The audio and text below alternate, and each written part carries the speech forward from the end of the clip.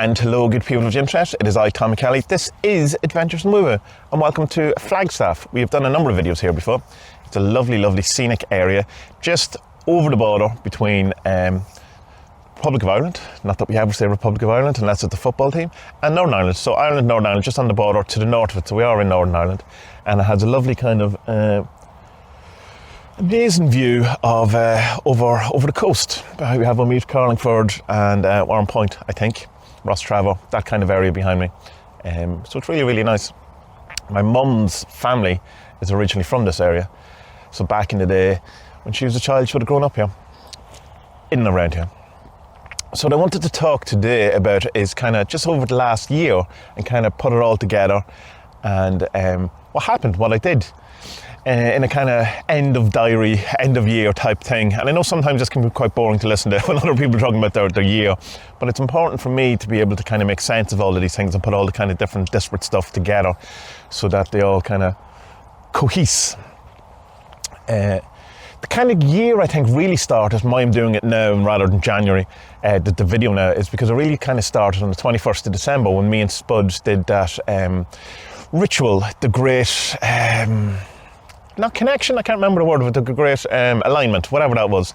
And where I got quite annoyed in the middle of it with one of the spirits because they didn't seem to know anything other than what I knew. And I was kind of going, what's the point of all of this if they can't tell you something or can't teach you something that isn't more than platitudes or, you know, just kind of trite words or just kind of cliches. And I was kind of going, this seems to me I'm getting nowhere in my kind of spiritual practice. And it really did feel like that at the time. I was also doing an online retreat in and around that time that I became quite disillusioned around because I really enjoyed the teaching, but the teacher themselves seemed to be inserting their own kind of personal opinions and prejudices and views, but with the same weight as the teaching, as the kind of, you know, the spiritual teaching, as if there was no separation between it, or at least they weren't making a proper delineation between what is my personal opinion and what is the teaching. And a lot of this kind of personal opinion kind of stuff I disagreed with and I didn't like and I didn't enjoy, and it seemed to be kind of go against in a large way what the teaching was actually saying. And, you know, it was just kind of, it kind of got me to a place where that I discovered something about myself, so it was worth it in that way, and I'll come back to that in a second. But it was quite disillusioning at the time because I thought I'd found the thing that's my teaching, or, you know, I thought I found even though I found my teacher or whatever, and I thought I had landed, and then to discover, no, yet again, here we are, you know, having not discovered the secret of the universe or whatever. And while there was an awful lot of great stuff in it, it just, by the end of it, I was going, this is not right, this is not for me. I also got COVID at the time and then around Christmas, and that was quite depressing. One of the things that people can get with COVID is this kind of, you know, this sense of doom or darkness, and I have a predilection towards depressive thought anyway, and so it was kind of, I remember I was doing the John Vervaeke meditation series at the time, and I was just sitting on my cushion in my office and I had the heater on. At about halfway through it, I just kind of dropped over beside the heater and just give up on everything. It was just like, it was the lowest of the low. I was so tired. I would wake up having, you know, slept 12 hours, 10 hours, whatever it was, and just wake up as if I hadn't slept in days. I lost my sense of smell and my sense of taste. But it was the depression and the headaches, like these intense migraine headaches that even the slightest noise would just destroy you. And I have a noise sensitivity anyway, so it was hellish kind of time. I was working on part of the Turbine Syndrome comic at the time, which is really down, and is about a guy being delusioned about spiritual life, which is strange, you know, that a hyper sigil that I'm doing was echoing what was going on in my life, which that happened a lot this year. And by design, like, but it's like when you're in the middle of it, you forget that.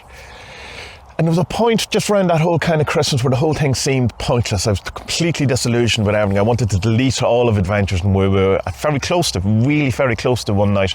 I may have been drinking, and I was listening to a book called The Peregrine by, I can't remember who it's by, but it's narrated by David Attenborough, and it's a lovely book, but it's quite melancholy or sentimental or, I don't know, emotionally heavy. Well, at least that's how it felt at the time. It was the place I was in anyway, and I just wanted all of it to go away, all of it, every aspect of my life just to go away. Not that I wanted to, while there was some possible kind of suicidal ideation, it was more I wanted release, that everything seemed false and everything seemed inauthentic, not real, all of this kind of stuff. So then when Turbine Syndrome came out, that chapter, that kind of alleviated a couple of things. Some of the stuff I'm going to get out of order, because that's just the way it is. We also did Epoch, organised by the Great Abraxas over on Discord, which was a walking through of Pete Carroll's system, I suppose, the Epoch system, and that took a couple of months to do that, and that was a good kind of revelation to me, because it was part of it was where, when we were talking at the beginning, what did I want out of it was, and I wanted a bit of autonomy, sovereignty. I wanted a bit of say in my life, because I all felt that everything was external to me, and the truth was external to me, and that was becoming really revealed to me, that how I was really making truth something that could only be external to me, whether I believed it or not, and that whoever had the authority was the person who deemed what truth was. So say, like, going back to the retreat and them, inserting the personal opinion, because they had the authority as the kind of the spiritual teacher or the speaker from God or the divine kind of prophet, whatever it was, that their kind of foibles, prejudices and, shitty opinions about certain things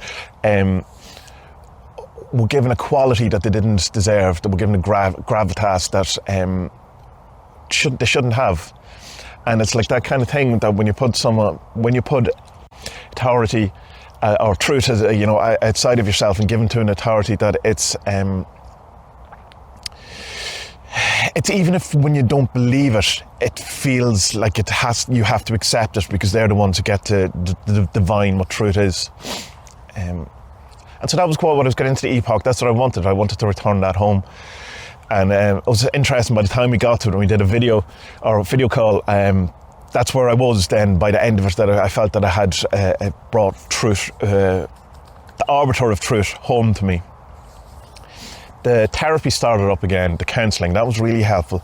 That was a long process. That was a couple of months of going through some really kind of tough stuff.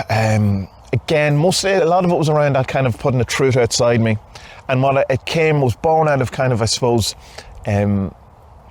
childhood of experiences of not having a say and not having any authority in my life, or sovereignty or autonomy, and that then therefore everyone else's opinion, and they were the arbiters of truth. They got to define what truth was. So, like, your parents, or in my case, an older sister, and because I was at the lowest of the hierarchy and the lowest power, it was whatever they said was true, whether it was true or not. Gosh, that's what became true for my life. And so my only way of being able to bring my own truth into life was to kind of convince the authority that I was right, and therefore that the truth was allowed. That's very hard to explain, and I don't know if I ever did successfully explain that in any of the vlogs, but it's say you're in a job and your boss is an idiot, but because they have the authority, they get to decide what's true and what the rules are, and you have to play along because they're your boss, and this is your job or whatever. And so even when you disagree with them, or you don't think it's true yourself, because they have the authority, they get to say what's true. And then that's fine when it's a job, because you can leave, but it's harder when it's a family dynamic, or when you've done that to the world, which is what I had. Everyone else had the authority and the truth apart from me. And that kind of culminated in an experience that happened in Ravensdale Forest, where my dark self, or my beaten self, or my victim self, or my wounded self appeared, almost physically in a sense. And my whole thing with therapy and all that kind of stuff was to try to, because I was doing certain different ones like EFT and CBT, was to kind of, a assertive anger to kind of go, get out of my life, get out of everything, you don't have no authority over me, all that. And in that moment it twisted completely, and I said, I'm not doing that anymore. I'm not shouting at myself anymore. I'm not dismissing myself anymore. I'm not because the part of myself that I was told to be assertive anger with is the reason why it existed is because it was dismissed and shouted at and not allowed to be who it was, so it got hurt and wounded and quite sad. So okay, return to my heart, that was the journey to bring it back, to re-assimilate it, to bring it back in, and then my kind of innocent young child appeared too, and we just walked through the forest, the three of us holding hands, quite sad, quite sentimental, quite intense, but definitely an awakening experience. Which allowed for all the other awakening experiences that happened then subsequently over the year. The therapy was really great, and it was kind of good to kind of get to the point of being able to see an awful lot of things, but the kind of disillusionment at the end of therapy was to realise that you can change yourself all you want, but you're not going to change the world, and you're certainly not going to change other people. Sorry while I stretch my leg there. And I was hoping that by working on myself that I would in fact change other people's, or at least my experience of other people, or they would see, you know, that when you stand up for yourself, that, you know, they no longer treat you in the way they were treating you. But what happens is it just leads to more arguments, because these things are so entrenched, people are so much people, and they're not going to change. And so you kind of just have to be okay with it, or be okay with a constant argument, and I'm not okay with a constant argument. So I kind of have to let some of those things go. And then we have talking to, of course, talking to Spud over all the things has been immensely helpful and great at reframing stuff, and he's a great man to bounce ideas off. Same with Abraxas or Nuggin or any of these people that I've had conversations with privately or publicly, and any number of people on the Discord.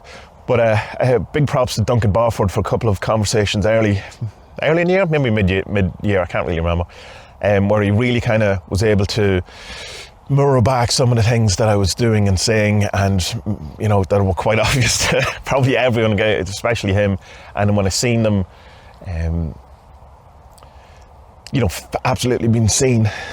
So that was cool. That was great. That led to my actual awakening experiences, because it allowed me the kind of final nail in the coffin of authority being external to myself, and then realising the things that I always knew to be true that I just wasn't allowing because other people told me I wasn't allowed to have them, or to believe that instead you should be scared and in fear, and all of those things.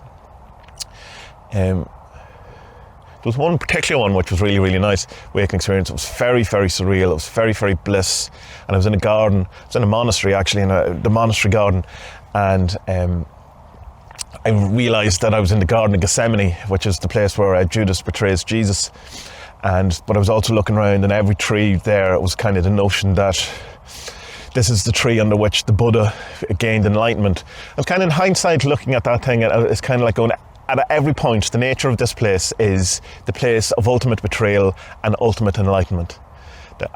Everything, all of it. That there's not any more kind of special, or there's not any moment that's special, or there's not kind of any incident that's special. Like the two examples, I suppose, Garden of Gethsemane and the Buddha gaining enlightenment under the Bodhi tree, are special examples, but it's just the point of saying that no, every tree is the tree under which the Buddha gained enlightenment. And every garden is the place of ultimate betrayal, and that's the way it is. So that was very cool. So yeah, just that was kind of the spiritual stuff that led to the awakenings, and kind of the non-dual notions, and just trusting my inner, you know, and then the kind of that notion of things that were already the case and being aware of them. So it's like, not that I'm a hugely awakened being by any chance, I've had glimpses into these things, but it's that there's nothing different about it. It's just the stuff that you kind of, in a sense, blanketed stuff over, or augmented or changed because of what you've been told or programmed, and then you realise, no, what was already the case. So that's kind of where I am spiritually, and I'm very non-dual. Everything is one. But that it's not an illusion, or, you know, it's not something to escape this world, or I'm not something to escape. That it's, this is it. This is as God as it gets, and this is divinity in its highest expression. And kind of messing with those notions of that maybe God's on an evolutionary path that has not started, and then in Alan kind of Watts kind of sense of that, just playing a game of hide and seek, it knew everything, and then for some reason decided it got bored and turned all the suffering and pain because I thought it was good crack. But more like the Carl Jung answer to Job, where God is becoming something through the experience of humans and trying to be better. So that's kind of the spiritual stuff. I'm sure I'm missing out loads. Oh yeah, well, I mean, I'm missing out a huge thing of it, in the sense that I had the knowledge and conversation of the Holy Guardian Angel, or the glimpse of the angel, whatever it is, depending on what way you want to look at it. It certainly feels that it's communicable, it's there, that I'm aware of it. But at the moment, I think it's the abyss thing, because it's kind of where it's like I'm at the first day of school, in a sense, and your mother's with you, and not leaving you, but you have to go to school. You're the one who has to go to school. And that's kind of where it feels, that I have this thing, and I think it's to do with the sadness and the grieving and all that. That's to work out, and the angel can't work it out for me, or can't tell me, because even if they told me, I wouldn't make sense, or I wouldn't have the revelation. I have to work this out myself, and when that's done, the angel will, in a sense, return to whatever. So it's kind of crossing the abyss kind of section, I would say. Not even sure I believe in any of this stuff, but it's kind of a roadmap, or a way of looking at the kind of things that are happening. From other point of view, what else did I do today? I keep hitting brambles, it's very so. I should have picked a different place to sit. Well, I recorded an album this year, Ritualis. I also recorded 5 singles. So an album and 5 singles. That's not bad for someone who hadn't recorded any music in the last couple of years. I think the last time I recorded music, or released music, was 2012. So nearly a decade. I'm working on a new album. I was going to say the name of it, but I won't, it might change. So that was great. I really enjoyed all the music stuff, and that was a really good, powerful kind of another way of creativity and expansion and all that. We did a number of challenges too as well. We did the yoga challenge, we did the sigil challenge, we did a third challenge, I can't remember it now. That's how important it was. It's just hard to remember all of these things when you're just sitting here trying to make a video. And Turbine Syndrome, of course, we did all the 50th anniversary 40 servants. Incidentally, the second edition of the Grimoire mightn't be out until next year, because it's getting a bit too close to Christmas and I don't want to rush it. And I'm just starting to get the feedback from the editors, proofreader people, Corvid Longcoat and the great Robbie La Liberty.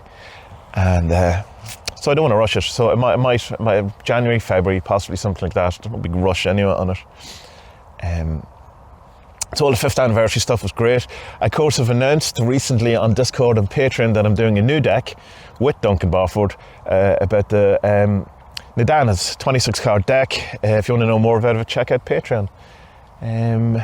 All the videos, all the podcasts, all of these things. It's interesting, and of course more chapters of Turbine Syndrome. One of the things that when you leave Patreon, you're allowed to give a kind of a quick reason why you're leaving Patreon, and the biggest answer, the most frequent answer, is because people say, I was expecting a lot more from, output from Tommy or whatever. And I'm like, how much more can I do, I've released albums, videos, podcasts, done all the challenges, any number of things I do, all the comic stuff, all the behind the scenes stuff, all that kind of stuff. But I'm trying my best, Sometimes I get a bit burnt out, and this year was an awful lot about being burnt out as well. A bit burnt out again at the minute. That's only because I never fully recuperated from the last 3 times I've been burnt out. But yeah. Certainly in a much, much better place than I was spiritually this time last year. And I'm very thankful for that. And I'm probably the best spiritual place of my life at the minute, because I feel an awful lot more settled in it, an awful lot more trust in it, an awful lot more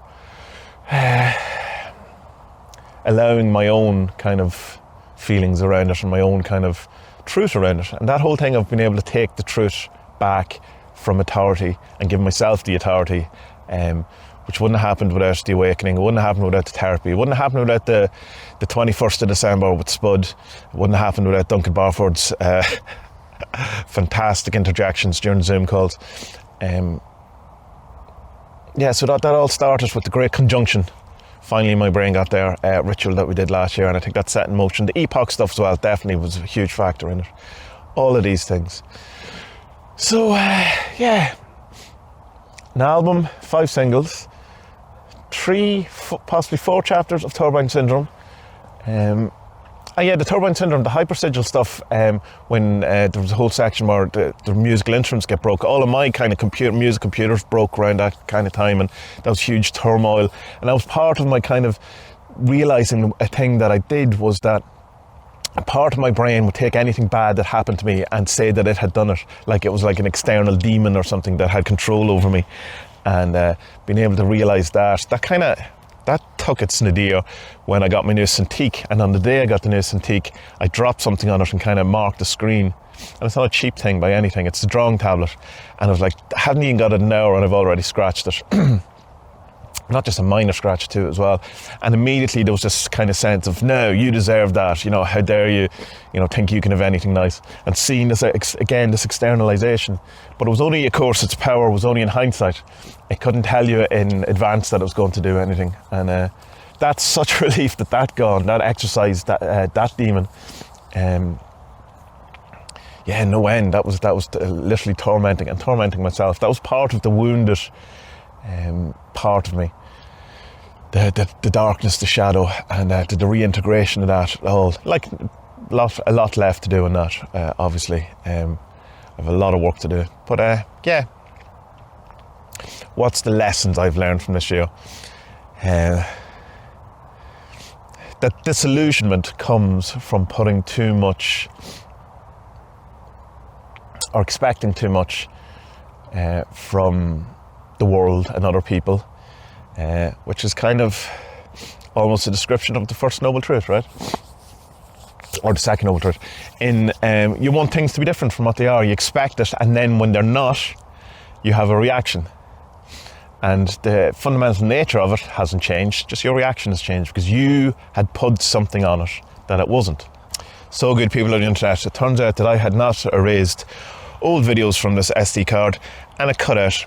Probably a good thing. I had definitely begun to waffle at that point. So yeah, tell me about your year. What did you do this year? What did you learn? What was your experiences? What creativity did you get up to?